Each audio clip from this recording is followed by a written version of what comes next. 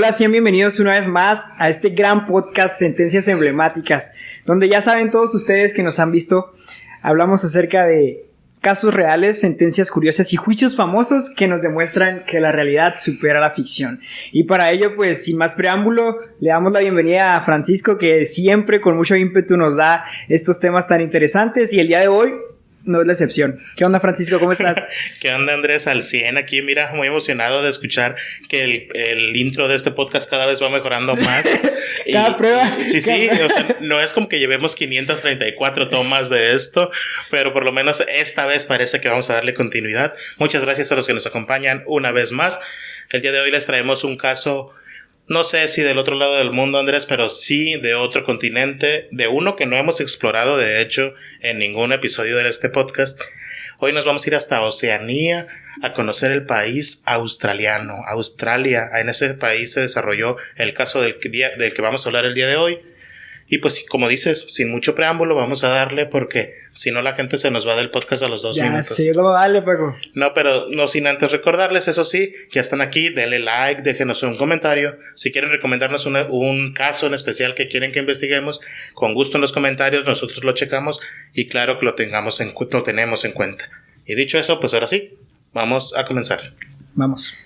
El 17 de agosto de 1980, en un campamento cerca del famoso Ayers Rock de Australia, que es una montaña muy famosa, de hecho, que está en un parque nacional que se llama Uluru, y es como que el destino típico de las familias en Australia, güey. Es como ir aquí a la Laguna de la Salada o a la Rumorosa, ¿sabes? Claro, bien típico. Sí, por supuesto. A los 45 grados. Obviamente, bueno, depende del día. Ese 17 de agosto de 1980, el grito de una madre salió de la oscuridad. Dios mío, el dingo tiene a mi bebé.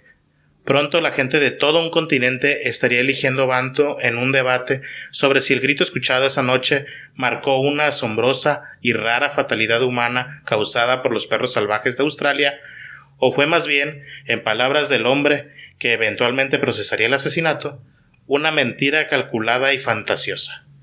Un jurado de 9 hombres y 3 mujeres llegó a creer la última historia y condenó a Lindy Chamberlain por el asesinato de su hija de 10 semanas de nombre Azaria. Con ese intro interesante comenzamos, y es por eso pues que el día de hoy hablaremos de un caso conocido como Caso Azaria Chamberlain, o todavía mejor conocido por todo el mundo por la frase "un dingo se comió a mi bebé". No manches, Francisco. Esto está hasta de película. Un dingo dango. De hecho, hay una película sobre este caso. Más adelante se las comento. Bueno, de una vez, se llama Un grito en la oscuridad. Está muy padre, véanla. Y se narra de manera bastante fiel, De hecho, ¿sí? lo que les vamos a contar. ¿También te le echaste para con esos días? Sí, yo me eché el libro, del que también les voy a hablar más adelante, y esa película, para poder hablar de este caso. Perfecto. Ayers Rock, de forma improbable, se eleva a 348 metros del seco corazón aborigen de Australia. El monolito, llamado Uluru por los nativos, atrae a los turistas atraídos por su imponente forma y colores que pasan del dorado al rojo bajo la cambiante luz del sol. El 13 de agosto de 1980, la familia Chamberlain abandonó su hogar en la ciudad minera de Mount, en el norte de Queensland, y se dirigió al oeste y después al sur para ver la característica natural más famosa del centro de Australia, el Ayers Peak.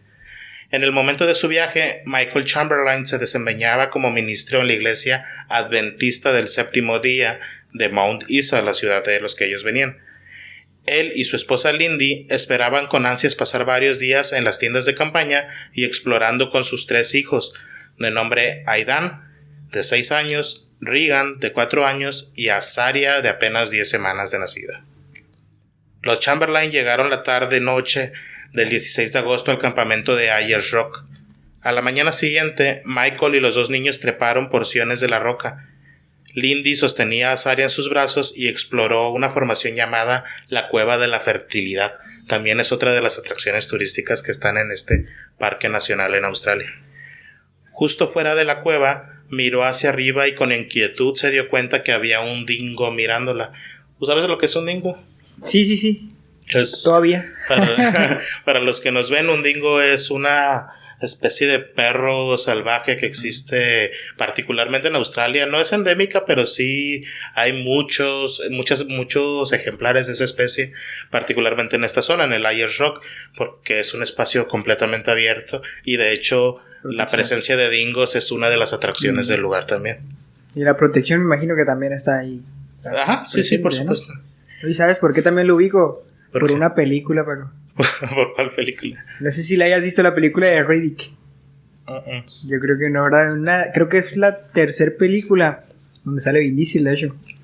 Y sale ahí un dingo. Y dije, caray, pero pues es un dingo marciano, porque está bien raro. Bueno, pues cuando visitó la cueva de la fertilidad, esta Lindy Chamberlain traía a Saria en sus brazos y ella se dio cuenta de que había un dingo mirándola. Dice ella que eso ya la puso nerviosa. Yo no sé si eso se lo inventó después, o más bien como que hizo la conexión después, o de verdad desde ese momento estaba preocupada.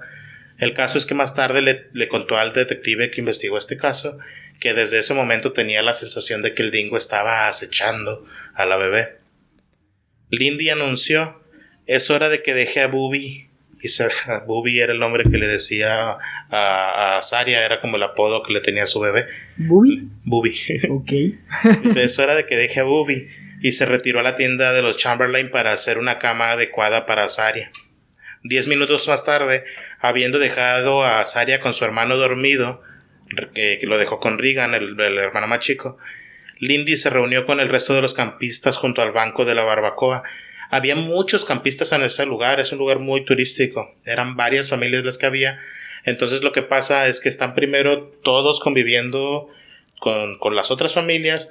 Llega la hora de que los niños se duerman, entonces Lindy lleva a Saria y a Regan a la tienda de campaña y pues ahí les prepara para que se duerman, ¿no? Uh-huh. Cuando los deja ya dormidos, Lindy se regresa con el resto de campistas a seguir conviviendo, porque ahí estaba también su esposo y la otra hija todavía también estaba ahí. El llanto de un bebé en la dirección de la tienda pronto envió a Lindy corriendo de regreso para investigar. Luego vino su famoso grito: Dios mío, el dingo tiene a mi bebé. Oh my God, a dingo got's my baby, fue la frase original. Y lo quiero recalcar. ¿Manda? Está bien canija esa frase, ¿no? Sí, ya sé, güey. Pero lo quiero recalcar que la frase fue Oh my God, a dingo got's my baby, porque no fue esa frase la que se hizo famosa de este caso.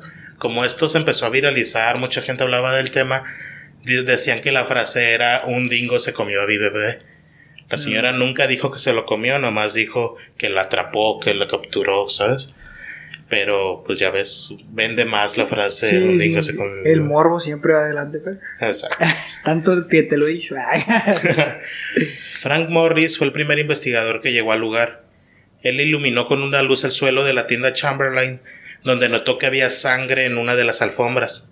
Las huellas de las patas se alejaban de la entrada de la tienda, pero se desvanecían cuando llegaron a la carretera, las huellas del dingo. Mientras tanto, Aiden, de 6 años, le gritaba a Sally Lowe mientras les mostraba la cuna vacía: el dingo tiene a Booby en la barriga. Él sí dijo eso. Pronto, los campistas estaban localizando linternas y se dirigían a la tierra de los matorrales oscuros. Casi 300 hombres y mujeres, así como adolescentes, formaron una cadena humana para buscar huellas o prendas de vestir. Michael, que no se unió a la cadena, ya había asumido lo peor al decirle a un compañero del campamento: probablemente mi hija ya esté muerta. Y luego agregó, de manera incongruente: soy un ministro del evangelio. Recordemos que el papá, Michael Chamberlain, era un ministro de la religión, pues, del Adventista del Séptimo Día, exactamente. La búsqueda principal mostró huellas de dingos, pero nada más. Lejos del contingente principal, el turista Murray Javi tuvo mejor suerte, ya que siguiendo las huellas de un gran dingo bajo una cresta de arena, Javi notó una depresión en la arena donde el perro salvaje parecía haber dejado algo que había llevado en el hocico. Llamados por Javi para investigar, el guardabosques Derek Worf y el rastreador nativo Nue Minigintiri, disculpen si no los pronuncio bien, en tu australiano, ¿cierto? En mi mejor australiano, estudiaron la depresión. La huella en la arena sugería una especie de tejido de punto, Los hombres buscaron huellas de dingos que salieran de la depresión, pero la tarea resultó inútil. Básicamente encontraron un pedazo de tela tejido. De una chambrita, me imagino, sí, ¿no? pero lo dijeron en australiano. Sí, lo estás traduciendo ya. Sí, es que estoy traduciendo sobre la marcha, ya ves. Los 4 hombres de la ley asignados por primera vez al caso de los Chamberlain hablaron mientras tomaban algo en el Red Sands Motel. El inspector de nombre Michael Gilroy aceptó la historia de Chamberlain, o sea, la versión de que el dingo se había llevado al bebé, mientras que Frank Morris tenía dudas. John Lincoln, según el relato de John Bryson en Evil Angels, en un libro, no compraba la historia del dingo y decía que no había manera porque nunca había sucedido antes. Es algo que no se puede ignorar, decía él. Es un hecho que un dingo jamás ha atacado a seres humanos y mucho menos a niños en el parque en el que estaban. Lincoln se burlaba incluso de la posibilidad de que un perro pudiera cargar en el hocico a un bebé de 10 libras, a lo largo de cientos de metros sobre todo. Qué cosas, no, o sea, es obvio que sí puede. Bueno, para mí. Pues él sostenía que no se podía. Para probar su punto, él salió de la habitación y regresó con un balde lleno de 10 libras de arena, que logró sostener con la boca durante menos de 1 minuto, y desafió a los otros oficiales para ver si ellos podían hacerlo mejor. Hasta quiso comparar. Iba a decir justo eso, dijo, con un perro acá. Quiso comparar su capacidad con el perro. Una semana después de la desaparición de Azaria, Wally Woodwin partió hacia un barranco en la base del Ayers Rock con planes de fotografiar flores silvestres en el camino. Mientras caminaba por un sendero de animales decentemente foliado, o sea, con muchas hojas, Goodwin vio la ropa hecha jirones descansando cerca de una roca. Tras una inspección más cercana, resultó ser un pañal roto y un mameluco. Goodwin informó de su descubrimiento y el agente Morris llegó al lugar para recopilar las pruebas. El 28 de agosto, el sargento detective Graham Charlwood se hizo cargo de la investigación de los Chamberlain. Mientras los subordinados verificaban los registros de vehículos de los visitantes del campamento del 17 de agosto. Charlwood pudo reflexionar sobre el informe inicial del inspector Gilroy sobre el caso, que incluía información sospechosa. Gilroy informó que cuando Lindy había llevado a Azaria para un chequeo médico, la bebé estaba vestida de negro. Este, es uno de los aspectos que se me hacen muy fuertes en cómo funciona la psique humana. Decían que era sospechoso que la vistieran de negro, güey. Literal, comenzaron a sospechar de la madre porque vestía a su bebé de negro. Y que qué madre desnaturalizada iba a vestir a su bebé de negro. Se dice que el médico examinador sintió la suficientemente curiosidad por el nombre Azaria y que había decidido buscarlo en un diccionario de nombres y descubrió, según él, que ese nombre Azaria significaba sacrificio en el desierto. Otra vez, esto provocó más sospechas, decía la gente. Pues le puso Azaria, que significa sacrificio en el desierto, y la vestía de negro. Entonces, ya ves por dónde van los tiros, ¿no? Y comenzaban a sospechar de que la madre tenía algo más que ver en la muerte de su hija. En realidad, dicho sea de paso, y aclaro desde ahorita, el nombre de Azaria significa a quien Dios ayuda.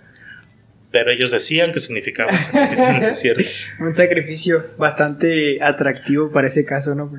Ya sé.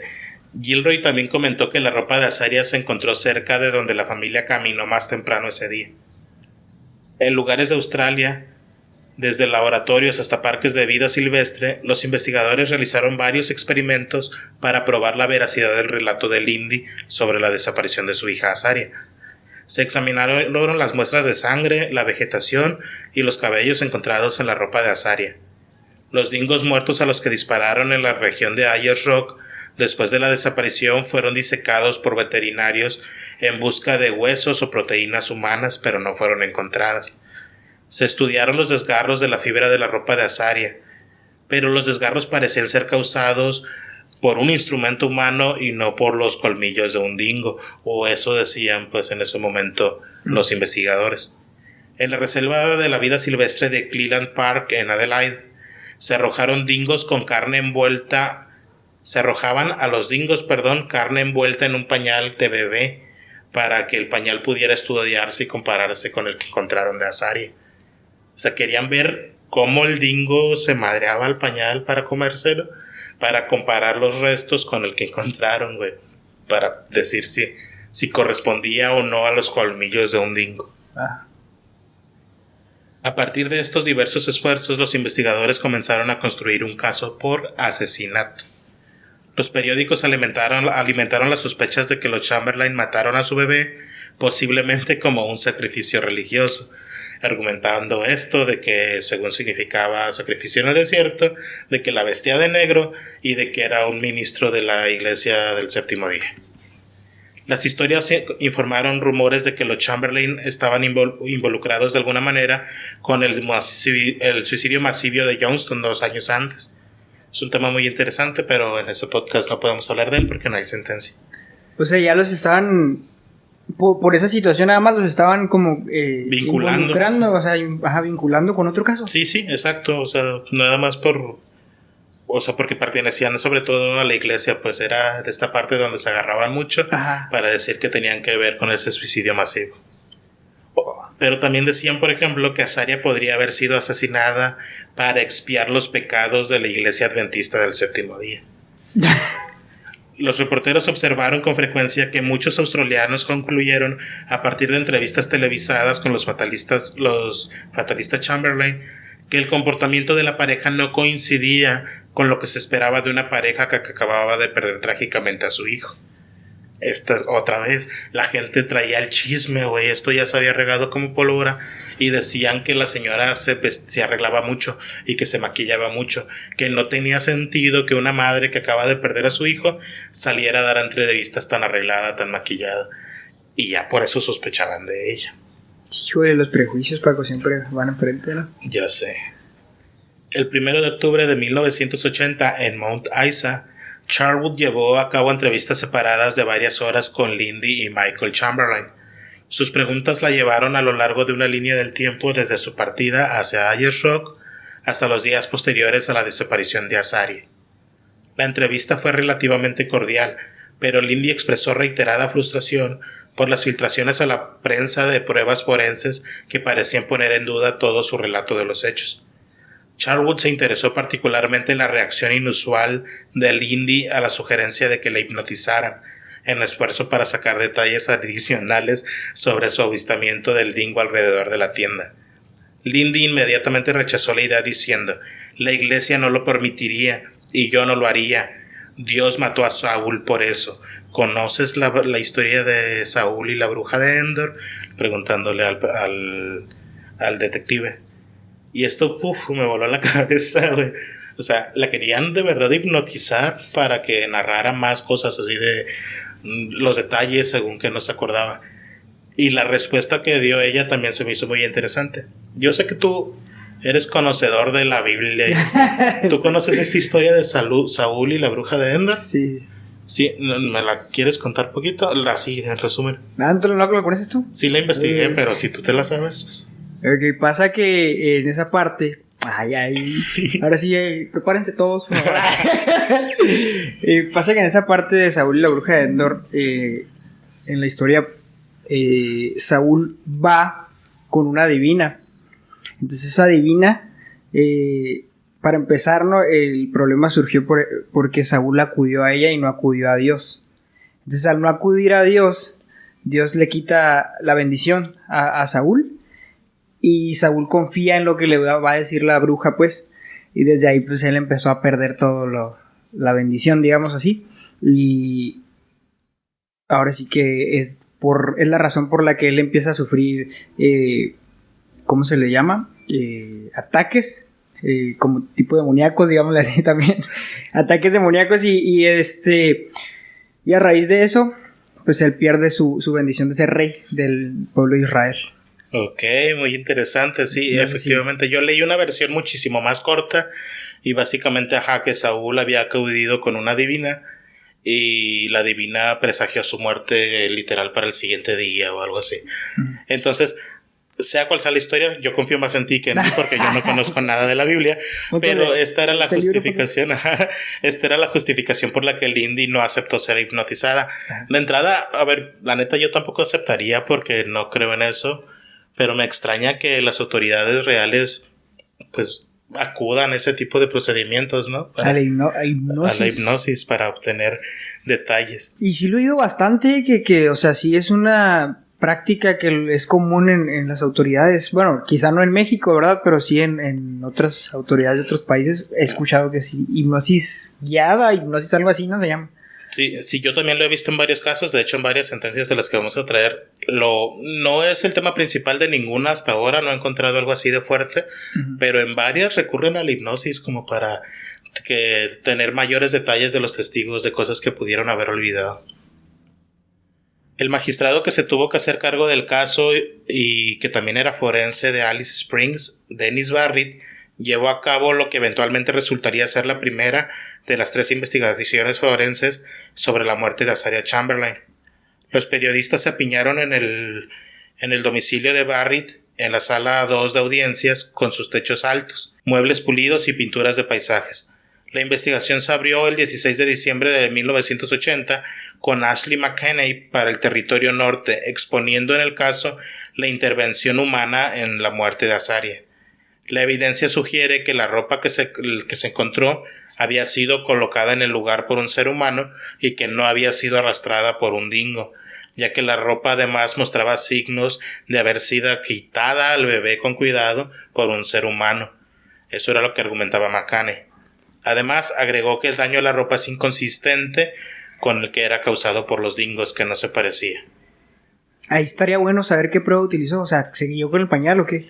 Se guiaron con estas pruebas que estaban haciendo en otros lugares. Este caso, se hizo de importancia nacional. Entonces, en varios lugares, varias reservas naturales, varios científicos empezaron a hacer pruebas. Algunas era la que te digo, que envolvían carne en un pañal y lo aventaban a los dingos para ver cómo lo dejaban. Y todos los dingos lo dejaban más o menos de una manera que no se parecía al pañal que encontraron de Azaria. Y eso era lo que utilizaba este señor para decir que pues no correspondía. E incluso, no sé si te acuerdas que en el caso de Selena hablamos de que la ropa de Yolanda Saldívar estaba cortada con tijeras y no correspondía a un ataque. Pues aquí es lo mismo, decían que los huecos, los hoyos de la ropa fueron causados por un ser humano y que no se parecían a las huellas que dejaría un dingo. Ellos son los expertos. Pero solo fue una pieza de ropa, ¿no? Con la que se estaban guiando. Sí, solo encontraron una pieza de tela, de hecho. Ni siquiera la prenda completa y un pañal. Ok. O sea, si estaban guiando, no sabemos ahorita a ciencia cierta de qué tamaño era la prenda, ¿no? Sí, exacto. Había también un mameluco, pero ese... También una de las cosas que vamos a ver más adelante, no me acuerdo si la incluí, pero ese mameluco estaba entero, no tenía rasguños, no tenía nada. Lo que sí es que tenía la sangre, estaba muy manchada de sangre. Y también decían que no correspondía, porque solo estaba manchada del cuello. Y decían, no, es que eso fue una herida, seguramente la degollaron a la niña y por eso la sangre está en el cuello, y eso no lo causaría un dingo, según esto. Bueno, y hasta eso yo creo que ya son suposiciones también, ¿no? Ya no tenían como que un caso muy firme. Sí, de hecho el caso no era demasiado firme en realidad, pero se fue poniendo un poco más firme sobre la marcha. Ok, va. Las cámaras de televisión estaban en vivo cuando Barrett anunció sus hallazgos. Esto que te acabo de explicar. Barrett concluyó su discusión sobre la voluminosa evidencia al encontrar que Azaria según él, encontró su muerte cuando fue atacada por un dingo salvaje mientras dormía en la tienda de la familia. Barrett descubrió que ninguno de sus padres era en ningún grado responsable de su muerte. Aún así, la cantidad de rarezas relacionadas con la ropa de Azaria convenció a Barrett de que el cuerpo de Azaria fue tomado de la posesión por el dingo y eliminado por un método desconocido por una persona o personas cuyo nombre se desconoce. A ver, no sé si se entendió lo que acabo de decir, pero te lo explico. Este señor concluyó que en efecto los padres no habían matado a su hija, que el dingo seguramente la había agarrado y se la había llevado, pero que no hay manera de que el dingo se la haya llevado tan lejos y por lo tanto alguien tuvo que encontrar el cuerpo y haberlo escondido por alguna razón. No está señalando a los padres, solo está diciendo que alguien tuvo por fuerza que haber escondido el cuerpo. Con esto, se podría haber esperado que los hallazgos del forense Barrett desanimaran a los investigadores empeñados en probar que Linda Chamberlain era una asesina, pero no fue así. El 19 de septiembre del 81, agentes de la Policía del Territorio del Norte llevaron a cabo un registro de 4 horas y media en la casa de los Chamberlain, incautando más de 300 artículos que iban desde prendas de vestir hasta tijeras y la Torana amarilla en la que habían ido a Ayers Rock. Esa es una camioneta. La Torana. El detective Charwood le reveló a Lindy que la búsqueda había sido impulsada en parte por los hallazgos del experto forense británico James Cameron, que se llama igual que que el actor, es igualito, quien concluyó que al examinar la ropa del bebé que ningún dingo había estado involucrado en la desaparición. Me dio mucha risa la respuesta de Lindy. Lindy respondió con frialdad: no sabía que existieran expertos en dingos en Londres.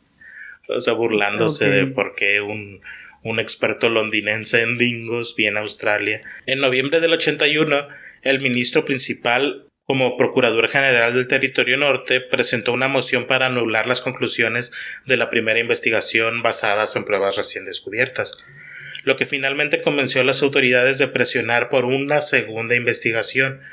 Fue la presencia de grandes cantidades de sangre en el automóvil desmantelado de los Chamberlain. Resulta que ahora que este señor había ido por la camioneta, encontró sangre en la misma y eso les hizo reabrir el caso. Ah, caray. Aquí ya viene lo bueno también, ¿va? Algo así. La segunda investigación sobre la muerte de Azaria se abrió en Alice Springs el 14 de diciembre del 81 ante el forense Jerry Galvin. El abogado que asistió al forense dejó en claro que al interrogar a los Chamberlain sobre su creencia, Lindy Chamberlain argumentó que se llevó a Azaria del campamento la noche del 17 de agosto de 1980, pero el abogado manifiesta que en su opinión, cuando se la llevó, ella la asesinó en la Torana amarilla en la camioneta con un instrumento afilado, probablemente unas tijeras. Muchas de las preguntas dirigidas a los Chamberlain se referían a la presencia de sangre en un automóvil familiar en esta Torana. Le preguntaban si había notado alguna mancha de sangre dentro o fuera del automóvil cuando lo habían limpiado la última vez. Le preguntaron si recordaba haber limpiado los asientos con sangre. Sturks, no sé quién es Sturks, pero él llamó a la bióloga Joy Cool, quien testificó que encontró sangre fetal debajo del asiento del pasajero de Torana. A ver, habían encontrado sangre, pero esta bióloga Joy Cool, además dijo que la sangre era de bebé. ¿Por qué era de bebé? Porque era una sangre que tenía enzimas o proteínas fetales. Es lo que ella decía. Yo no sé de ciencias, ella es la experta, pero básicamente su conclusión era que esa sangre era de bebé. Un reportero de Sydney llamado Malcolm Brown ofreció una comparación concisa entre las dos investigaciones forenses. La primera investigación fue sobre los dingos, dijo Brown, mientras que esta es sobre la sangre. La evidencia de sangre convenció a Galvin y acusó a Lindy Chamberlain de asesinato y a Michael, su esposo, como cómplice después del hecho. A pesar de la falta de un cuerpo, la falta de un motivo y la falta de testigos presenciales, el Territorio del Norte inició el procesamiento de una ahora embarazada Lindy Chamberlain y de su esposo Michael Chamberlain en un moderno palacio de justicia de 2 pisos en Darwin el 13 de septiembre de 1982. O sea, ya estaba embarazada otra vez. El juez James Muirhead, con su túnica carmesí y su peluca gris, se sentó en el banco de la concurrida sala del tribunal mientras los abogados de ambos lados trabajaban para seleccionar a 12 miembros del jurado de un panel de 123 habitantes de los territorios y todos ellos eran totalmente blancos. Me da mucha risa que en los resúmenes de las sentencias aclaren eso. Caucásicos o blancos. Cuando se completó el proceso de la selección, 9 hombres y 3 mujeres ocuparon sus asientos en el palco del jurado. El abogado defensor John Phillips estaba satisfecho con el grupo y le dijo a su coabogado Andrew Kirkman: creo que lo hemos hecho bien. O sea, estaba confiado el abogado. Ian Baker abrió el caso para la fiscalía y les dijo a los miembros del jurado que Azaria murió muy rápido porque alguien la había degollado. Barker agregó: la corona no se atreve a sugerir ninguna razón o motivo para el asesinato, y no es parte del caso de la fiscalía que la señora Chamberlain haya mostrado previamente alguna voluntad mala hacia el niño. hacia la niña más bien. Barker calificó la historia de Chamberlain sobre el ataque de un dingo como una mentira fantástica calculada para ocultar la verdad. O sea, ellos no tenían un motivo, no tenían un mecanismo, no tenían ni siquiera una teoría del caso, solo sostenían que ella lo había matado. ¿Su suposición otra vez? Sí, exactamente. La primera testigo de la corona fue una turista llamada Sally Lowe, quien ofreció tanto apoyo a la defensa como a los que acusaban. Lowe describió a Lindy como alejada de la barbacoa solo durante 6 o 10 minutos. ¿Una turista? Sí, una de las personas que estaban juntas, pues, la llamaron para testificar, y ella explicó que cuando Lindy fue a dejar a su bebé, solo tardó entre 6 y 10 minutos en regresar. O sea, fue muy poco tiempo, ¿no? Un periodo muy corto en el que, según esto, tendría que haber cometido el asesinato y haberse deshecho temporalmente del cuerpo de Azaria. Lowe también dañó el caso de la corona al insistir: yo escuché llorar a la bebé, un llanto bastante serio, poco antes de que Lindy fuera a la tienda y supuestamente viera al dingo escabullirse en la oscuridad. O sea, con esto acreditaba que estaba viva todavía cuando Lindy fue a la tienda. En el interrogatorio, Lowe confirmó que estaba segura de haber escuchado el llanto de un bebé y que el llanto se cortó repentinamente. Y que también el llanto definitivamente provenía de la tienda donde habían dejado a Azaria. También describió que Lindy, antes del incidente, tenía un resplandor de madre primeriza.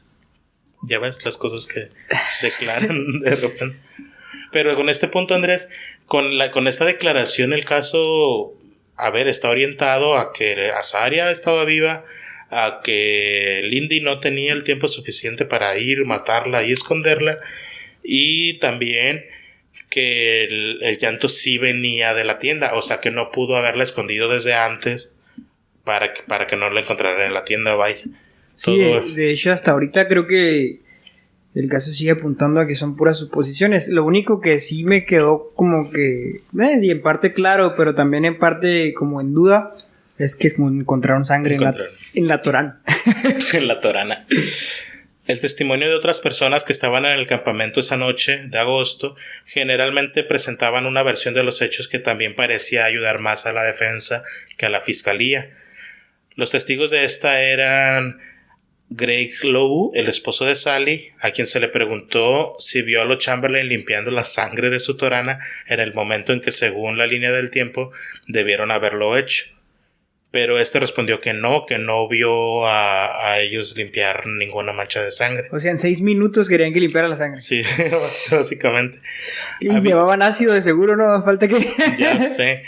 Este señor agregó que había mucha gente en ese momento en el sitio de la tienda, y que estaba seguro que si ellos hubieran limpiado la sangre, alguien lo habría notado. Judy West, por su parte, otra testigo, informó que escuchó a Lindy llorar y gritar: el dingo tiene a mi bebé, solo entre 5 y 10 minutos después de que escuchó el gruñido bajo y profundo de un dingo cerca de la tienda. Otro testigo, de nombre Amy Whitaker, sin embargo, proporcionó a los miembros del jurado pruebas del comportamiento aparentemente extraño que había puesto a la opinión pública en contra de los Chamberlain al principio de la investigación.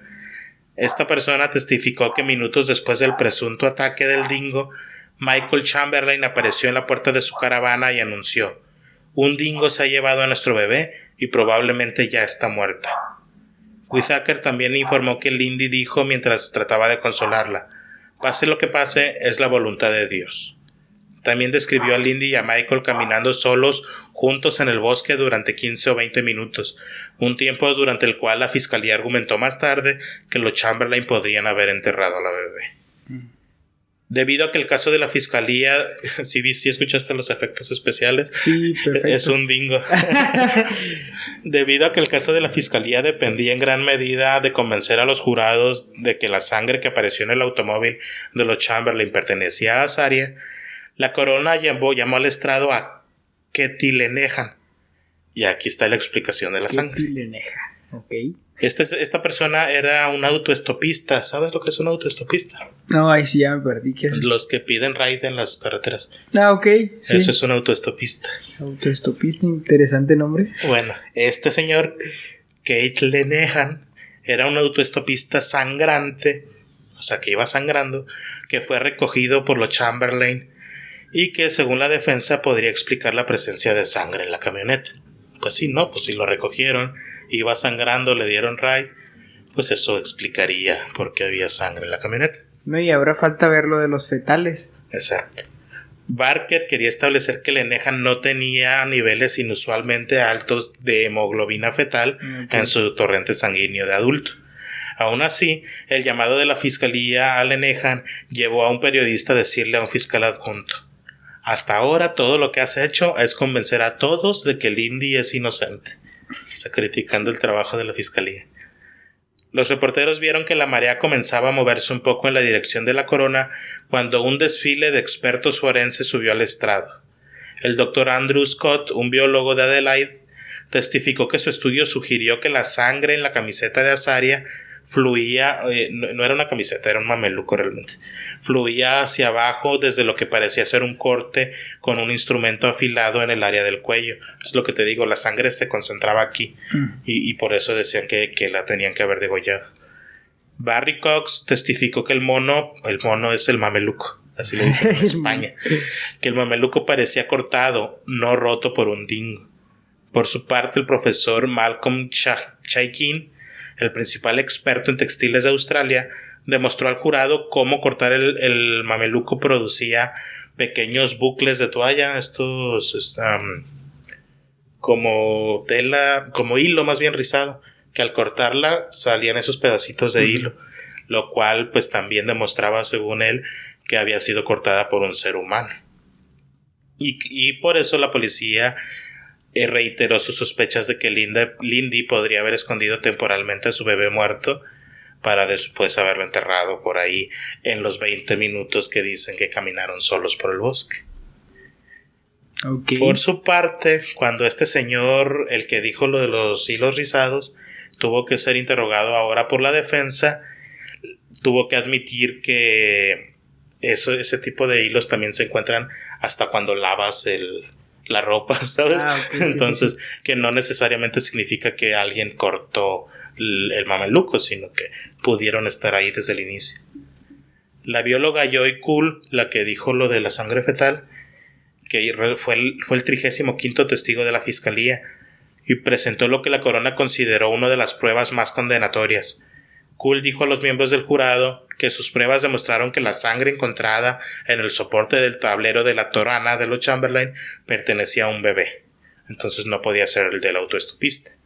El abogado defensor Phillips obligó a Kuhl a admitir que todas las placas que usó en su análisis de sangre reales habían sido destruidas, una práctica que ella llamó procedimiento estándar en el laboratorio, pero que ellos consideraron que era imprudente tomando en cuenta que eran las únicas muestras de las que tenían y que por ello no podían confiar en la precisión de una sola prueba.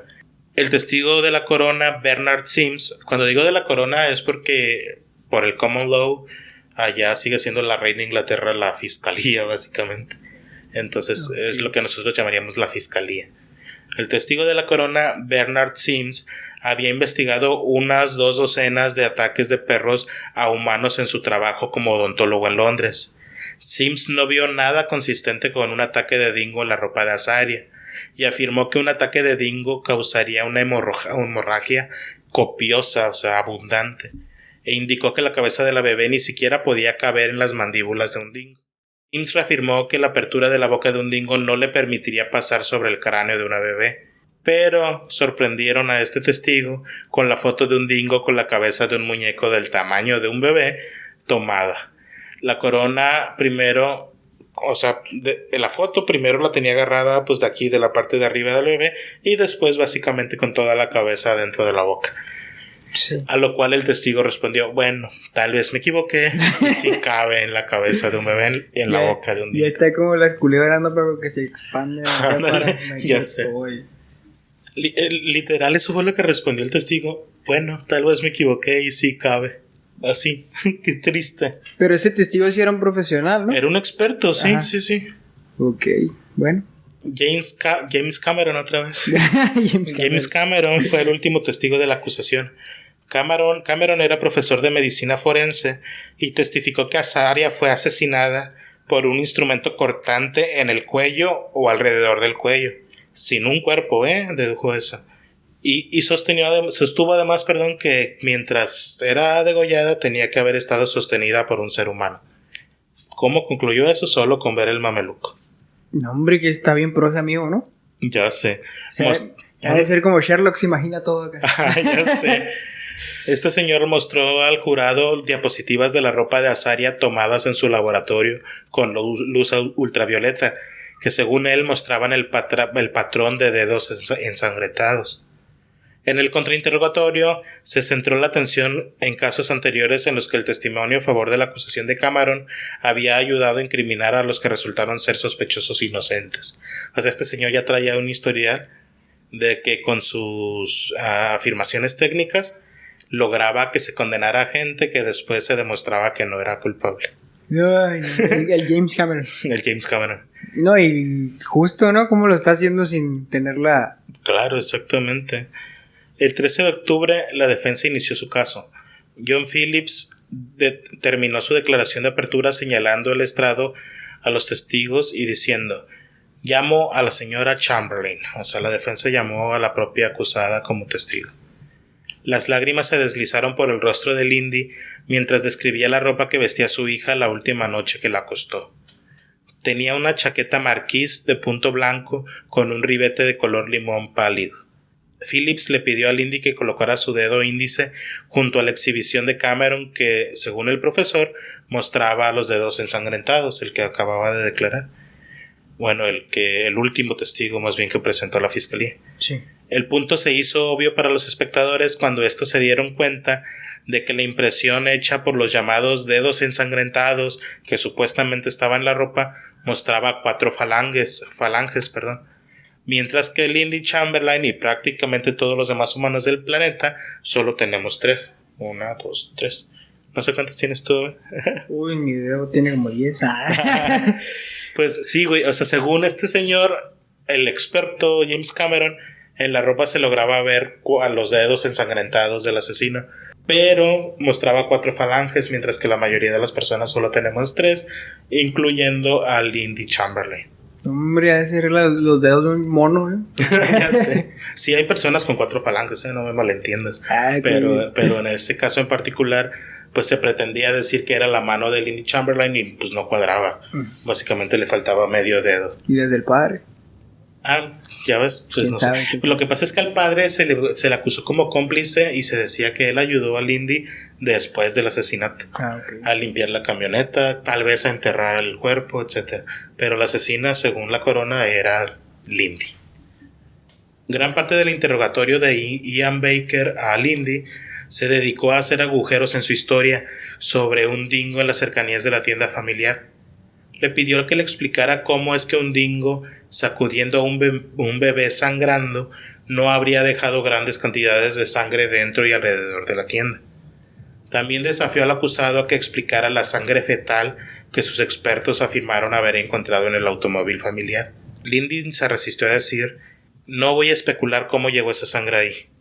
Cerca del final de su interrogatorio, Baker comenzó a hacer preguntas que en realidad eran solo declaraciones para el jurado.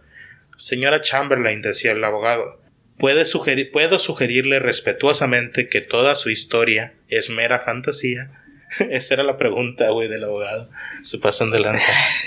Y es el defensor, ¿verdad? No. No, era el fiscal. Es el fiscal. Okay.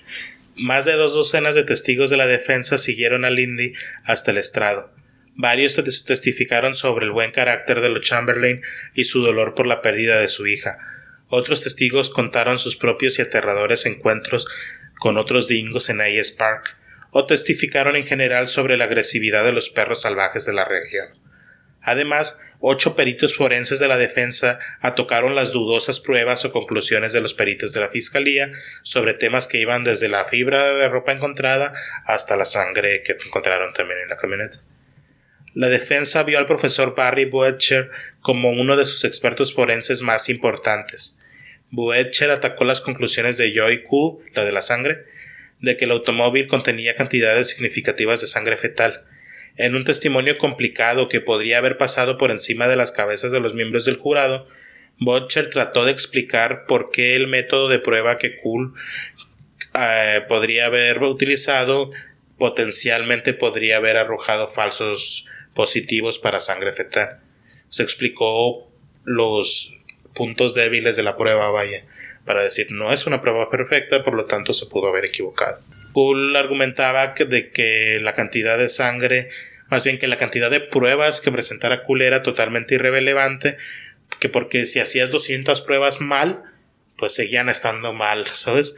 Que eso no podría competir con una prueba bien hecha. Entonces la defensa argumentaba eso. Ok, tú dices que encontraste sangre fetal, yo digo que tus pruebas están mal hechas. Además de los testimonios de la defensa más fascinantes provienen del experto en dingos de defensa Les Harris, quien afirmaba que un dingo tras una presa del tamaño de Azaria haría un ataque que sería de toda la cabeza y cerraría las mandíbulas lo suficiente como para dejarlo inmóvil. Lo más improbable sería andar por ahí con su presa, sostuvo Harris. Dijo que las matanzas de dingo en el campo producen muy poca sangre y que tiene como característica que sacuden la cabeza después de tomar una presa para romperle el cuello. O sea, no lo matan a mordidas, sino que le tuercen el cuello y que por eso no dejan tanta sangre en la escena del crimen, lo voy a llamar. La escena de la casa. Ándale, en su cacería. A excepción de un experto que fue interrogado por segunda vez, el último testigo de la defensa fue Michael Chamberlain, el padre de Azaria. Ian Barker, la fiscalía, en su contrainterrogatorio, se centró en gran medida en las acciones en las primeras horas de la desaparición de Azaria. Barker sugirió el hecho de que Michael no le hiciera ciertas preguntas a Lindy o que éste no fuera corriendo luego a la maleza a buscar a su hija. Y dice que esto se debió a que él ya sabía que Lindy había matado a su hija. Entre las preguntas que este fiscal hacía estuvo, por ejemplo, la de ¿podría ser porque sabía que el dingo no se la llevó y que ésta estaba muerta a manos de su esposa? Ante esa pregunta Michael respondió en voz baja, no. Y ya. Barker presionó con fuerza. Toda la historia es una tontería y lo sabes. No, señor Barker, insistió Michael de nuevo.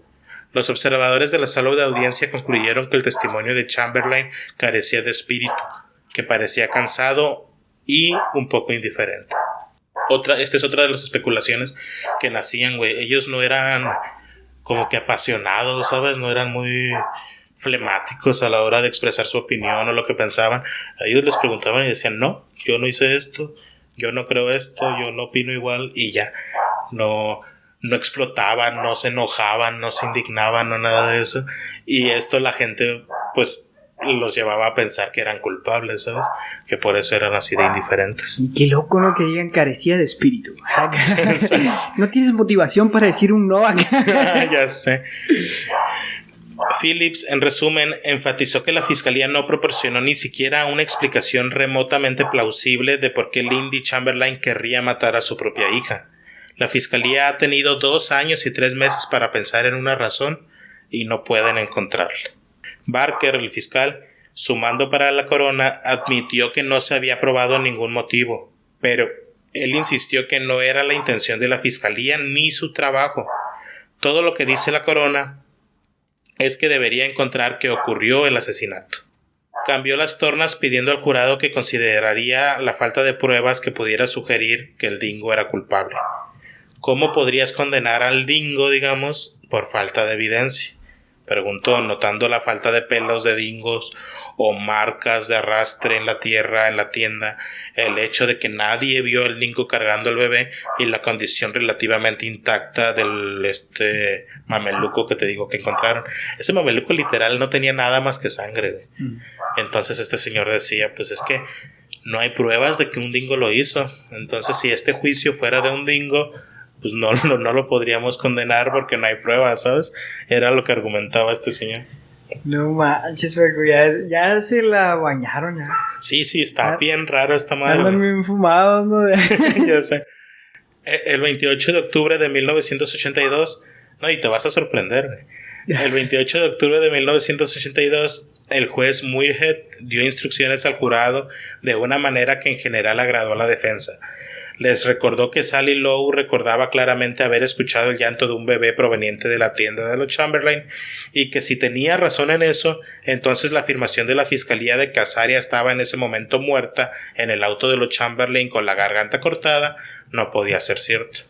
La mayoría de los periodistas abandonaron la sala del tribunal de Darwin esperando una absolución. Todo el mundo pensaba que iban a liberar a Lindy. El 29 de octubre a las 20:37 horas, el presidente del jurado de los Chamberlain anunció su veredicto. El jurado encontró a Lindy culpable del asesinato y a Michael culpable de ser su cómplice después del hecho. En toda Australia el veredicto del jurado fue recibido principalmente con aprobación. Y en lugares que van desde un circuito en Perth hasta un bar en Darwin y a una convención de dentistas en Newcastle, con aplausos sostenidos. O sea, todos los lugares donde se hicieron pruebas científicas, todos aplaudieron el veredicto de que esta señora era culpable. No, y lo peor es que es lo que te comentaba hace que creo que 2 casos, ¿no? Que lo hacen, no, creo que fue en el Selena, que hacen sus, o sea, sus resultados los basan en sus emociones mismas, ¿no? O sea, ¿qué onda ahí? Exacto. Pues, o sea, están viendo las pruebas que no eran contundentes y todavía dicen, no, pues, te vamos a culpar. Yes. No eres culpable, pero te quiero culpar. Básicamente, los informes posteriores indicaron que el jurado estaba inicialmente más dividido de lo que indicaba su veredicto, habiéndose dividido primero en 4 por condena y 4 por absolución y 4 indecisos. Pero un miembro del jurado dijo a la prensa más tarde que pues solamente se tenía que decidir si creías que un dingo la mató o no. Ese era el resumen en el que se centraba el debate del jurado. El juez Muirhead condenó a Lindy a cadena perpetua, pero suspendió la sentencia de Michael, ya que consideró que no era apropiado y que además era interés de la justicia no hacerlo. Tomemos en cuenta que le sobrevivían hijos, que no se logró acreditar su participación en el hecho, etc. Entonces se suspendió la pena de Michael, pero a ella, a Lindy, sí se le condenó a cadena perpetua. ¿A cadena perpetua? Cadena todavía, perpetua. ¿No? Sí. Un mes después de comenzar su sentencia en la prisión de Berrima, en las afueras de Darwin, Lindy Chamberlain dio a luz a una segunda hija y le puso de nombre Kahila y declaró a los medios a ver qué sacan de eso. A ver ahora qué se inventan, ¿no? A ver qué es Kahila para ustedes. Sí, exacto. Lindy recuperó algo de libertad temporalmente cuando fue puesta en libertad bajo fianza en espera de su apelación, ya que obviamente apeló la sentencia. Su apelación al Tribunal Federal fue rechazada, sin embargo, por 3-0 en abril de 1983. 10 meses después, el Tribunal Superior de Australia también se negó a alegar su condena con una votación de 3-2 y Lindy se encontró de nuevo en el bloque J de Berrima en prisión. O sea, ni con la apelación ni llevándolo al máximo tribunal. Ella seguía siendo vista como culpable. Mientras Lindy pasaba sus días en una fortaleza en una colina cerca de Darwin, nuevos informes que arrojaban dudas sobre la evidencia científica de la fiscalía ayudaron a impulsar un movimiento creciente de Free Lindy, liberen a Lindy. El más condenatorio de todos los nuevos informes era uno que mostraba que la fiscalía había afirmado que era sangre de un niño la que se encontró en el vehículo de los Chamberlain. De hecho, resultó que ni siquiera era sangre, era una emulsión de pintura. Ah, caray. Cuando esto se descubrió, más de 100,000 peticiones fueron firmadas en Australia, pidiendo la liberación de Lindy. Sin embargo, el país permaneció profundamente dividido sobre el tema. Se hizo una encuesta, a nivel nacional, y esta demostró que el 52% de los residentes del país seguían creyendo que Lindy era culpable del asesinato. Esto a pesar de que vieron que no era pintura, que no era sangre. O sea, no solo no era sangre de bebé, no era sangre, güey. O sea, era la prueba más fehaciente, digámosle así, y se las tumbaron porque era pintura y seguían en su... No, sí, exactamente. Seguían con cadena perpetua todavía. ¿Y cómo se llegó a la conclusión y a la solución de este caso? Pues de una manera tan fortuita que yo creo que por eso hay película. Fue un excursionista inglés quien claramente sin querer lograría obtener la liberación de Lindy después de muchos años antes de que, más bien de que muchos hubieran fallado con los años al buscar la liberación del Indy. Lo hizo en enero de 1986. ¿Y cómo lo logró? Cayéndose del Ayers Rock durante una escalada nocturna donde perdió la vida. 8 días después de su accidente, el cuerpo de Brett fue descubierto debajo del acantilado donde pues había caído, y en esa zona encontraron que era una guarida de dingos. Mientras la policía registraba el área en busca de los huesos faltantes que pudieran haber sido llevados por los dingos, huesos de este excursionista que se cayó, lo que sí encontraron fue la chaqueta blanca que alguna vez había pertenecido a Azaria, la chaqueta que llevaba el día de su muerte. Dado el escepticismo de los fiscales que los fiscales habían presentado sobre la historia del Indy, sobre la chaqueta desaparecida de ese día, ahora parecía haber pocas opciones. El ministro principal ordenó la liberación de Lindy de prisión. Con un vestido rosa y gafas de sol, Lindy se subió a una limusina a las puertas de la prisión de Berrima el 7 de febrero de 1986 y trató de comenzar una segunda vida. O sea, salió arregladita otra vez, güey, para que siguieran hablando. Para que le dieran otra vez. Oye, sales muy arreglada, ¿no? Se murió tu hija hace 4 o 5 años. Ah, no, hace 8 años ya, ¿no? Fueron 4 años los que pasó en prisión y el proceso había durado como 2 años y medio, entonces llevaba como 7 años muerta la niña. Una investigación judicial que siguió a la liberación de Lindy de prisión concluyó que había testigos que habían podido declarar más de lo que realmente declararon. En mayo de 1987, el juez Trevor Morling emitió un informe de 379 páginas que criticaba las técnicas de investigación usadas por Joy Cool, la que dijo de la sangre de bebé, y por James Cameron, el que decía que no podía meter una cabeza de bebé en la boca de un dingo. Por eso ahora es actor. Es productor, no es director. Ah, de eso. y de ellos, pero también criticó a otros testigos clave que pues declararon cosas que no tenían sentido. No, o sea que lo más, o sea, a James Cameron déjalo fuera, ¿no? Sus pruebas de él no eran ni contundentes, eran nada más de verlo según él, ¿no?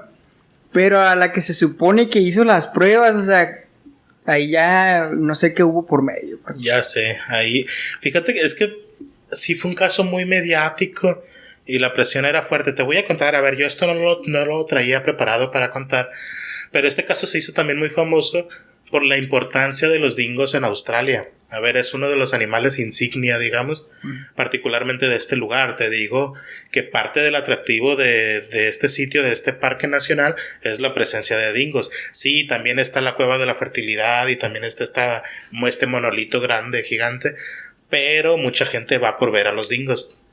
Entonces, lo que no quería la autoridad, digamos, el público en general, era que se considerara peligrosos a los dingos.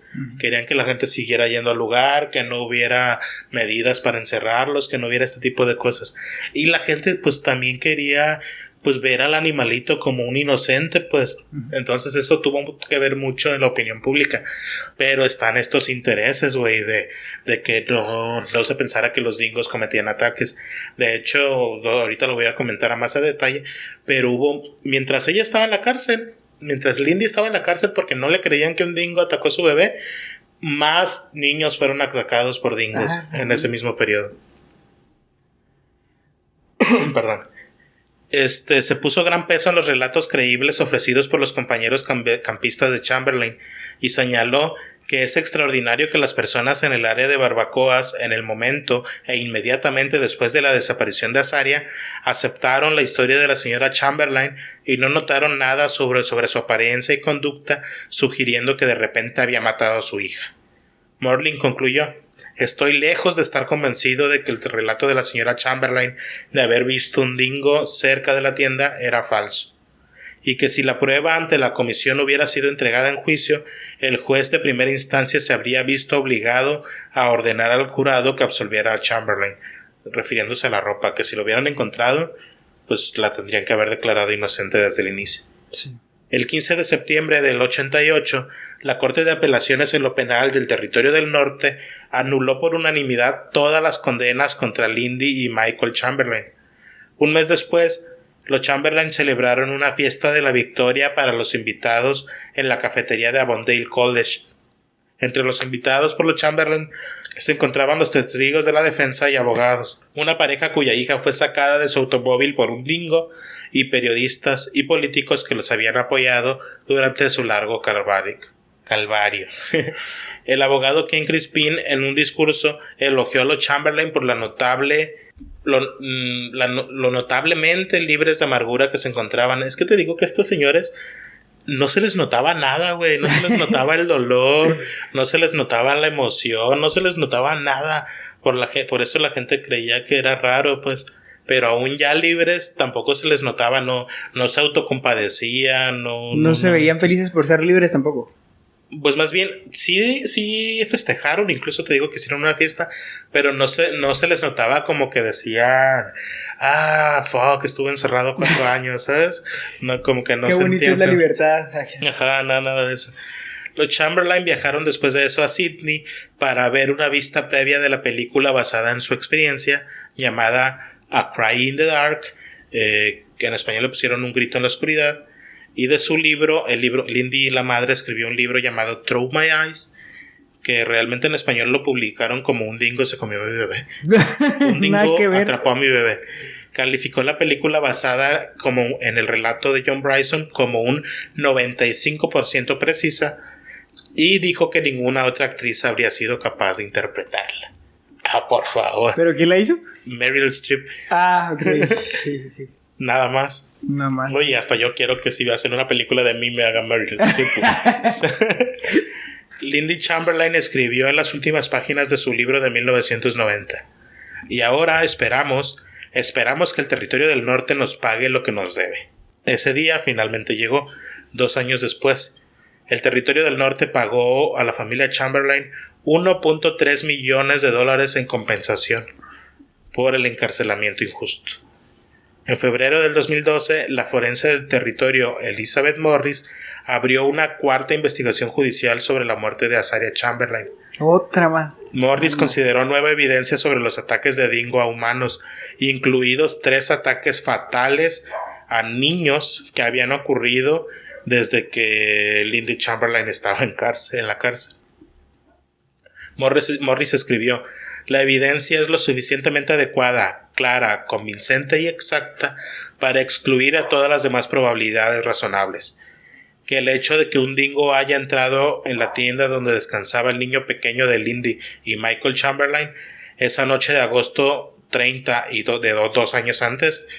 Lindy Chamberlain Creighton declaró lo obvio cuando dijo: esta batalla para obtener la verdad legal sobre lo que causó la muerte de Azaria ha tomado demasiado tiempo. Aún así, sin embargo, se consolaba al saber que se puede hacer justicia cuando se piensa que todo está perdido. Lindy esperaba que la muerte de su bebé ayudara a convencer a los australianos de que los dingos son animales peligrosos.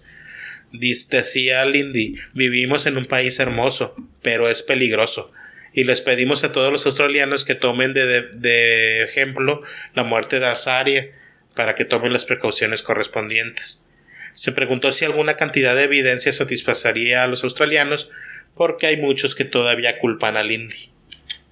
Dice Lindy que ella les podría mostrar un video del dingo llevándose a la bebé, y que aún así no le creerían. Y pues este fue el caso, Andrés. El caso: un dingo se comió a mi bebé. El caso donde 52% de los australianos defienden al dingo. Y a pesar de las pruebas que están ya mencionadas, ¿no? Bueno, ya no, pero cuando encontraron que la sangre no era sangre, todavía el 52% de los australianos pensaban que esta mujer era culpable, porque no se mostraba lo suficientemente triste por la muerte de su hija. Este caso, güey, es, guardando enormemente las distancias, el que ocurrió en México, el de Paulette, ¿te acuerdas? Sí. Que también se habló mucho del lenguaje corporal de la señora, de que no se mostraba triste, que porque daba entrevistas, etcétera. Es un caso muy lejos en cuanto a los hechos reales e importantes del caso, pero la crítica fue la misma, güey. Y es bien grave que ese tipo de cosas nos haga asumir, o sea, nomás porque la señora no lloraba frente a la cámara ya era la asesina de su hija.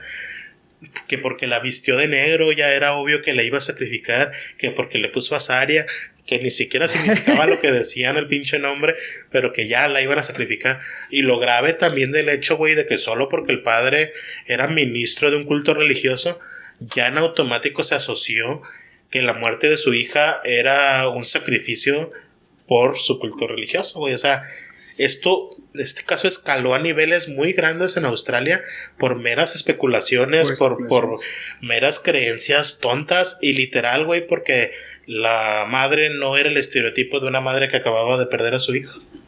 Es todo. Sí, es que estaban, yo creo que acostumbrados a ver las novelas, pero... Ya sé, seguramente las de Marimar les llegó.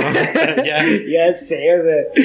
Pero bueno, es un caso bastante interesante, de hecho, y la verdad que, por ejemplo, yo no lo conocía, pero me pareció muy interesante porque, o sea, en el desarrollo de la historia son hechos que se van dando y que te hacen decir, oye, pues, ¿qué está pasando con su sistema de justicia realmente, no? Si, digo, no quiero decir que somos perfectos aquí en México, ¿verdad? Tampoco.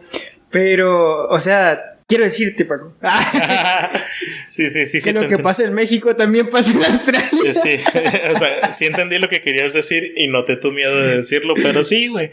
Aquí pasan este tipo de cosas, pero pasan en todos lados, como vamos a ver. En otros casos, porque para eso existen sentencias emblemáticas, para traer este tipo de casos. Y pues gracias, Andrés, por acompañarme. Y gracias también a ustedes por acompañarnos.